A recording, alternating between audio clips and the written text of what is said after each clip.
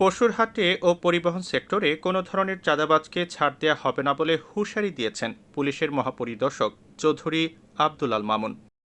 বৃহস্পতিবার দুপুরে আসন্ন পবিত্র ঈদুল আজহা উপলক্ষে রাজধানীর গাবতলী বাস টার্মিনাল ও গাবতলীর কোরবানির পশুর হাট পরিদর্শন শেষে সাংবাদিকদের সঙ্গে মতবিনিময়কালে আইজিপি এসব কথা বলেন। ইতিমধ্যে আমরা অভিযোগ পেয়েছি, উত্তরাতে একটা চাঁদাবাজির একটা ঘটনার তথ্য পেয়েছি।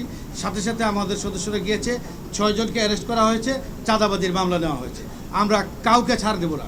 চাঁদাবাজি করার জন্য কেউ যদি প্রস্তুত হয়, তবে করতে যদি কেউ চায়, তারা যাতে প্রস্তুত হয়ে আসে, তাদের বিরুদ্ধে আইনানুগ ব্যবস্থা গ্রহণ করা হবে, এইটা চিন্তা করে যাতে আসে। এ সময় চৌধুরী আব্দুল আল মামুন বলেন, অজ্ঞান পার্টি, মলম পার্টি ও অতিরিক্ত হাসিল আদায়ের কোনো বিষয় থাকলে কিংবা কোরবানির পশু কিনতে গিয়ে কেউ যদি হয়রানির শিকার হন, তাহলে পুলিশকে জানান। অজ্ঞান পার্টি, মলম পার্টি, প্রতারক, চাঁদাবাজ এবং অতিরিক্ত হাসিল আদায়কারী বিষয়ে কোনো প্রশ্নের উদ্রেক হলে আমাদেরকে জানান, আমরা ব্যবস্থা নিব। অজ্ঞান পার্টির প্রতারক চক্র, চাঁদাবাজ, তাদের বিরুদ্ধে আইনানুগ ব্যবস্থা নেওয়ার জন্য আমরা সকলকে নির্দেশনা দিয়েছি। এদিন আইজিপি আরও বলেন, নির্দিষ্ট অভিযোগ ছাড়া মহাসড়কে কোনো গরুর গাড়ি কেউ থামাতে পারবে না।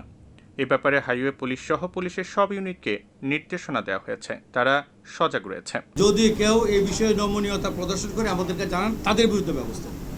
আমাদের প্রতিটি সদস্যকে প্রত্যেকটাই একে নির্দেশনা দেওয়া হয়েছে, যেখানে কোনো ব্যত্যয় পরিলক্ষিত হবে সাথে সাথে আইনানুগ ব্যবস্থা গ্রহণ করবে। এটা আমাদের প্রতিটি ইউনিটকে যথাযথভাবে ব্যবস্থা গ্রহণের জন্য আমরা নির্দেশ দিয়েছি। এ সময় অতিরিক্ত IG crime and operations Mohammad Atiqul Islam, নৌ পুলিশের অতিরিক্ত IG Mohammad Abdul Ali Mahmud, DMP commissioner Habibur Rahman, ডিএমপির অতিরিক্ত কমিশনার ডক্টর খন্দকার মহিদুদ্দিন সহ ঊর্ধ্বতন পুলিশ কর্মকর্তাগণ উপস্থিত ছিলেন।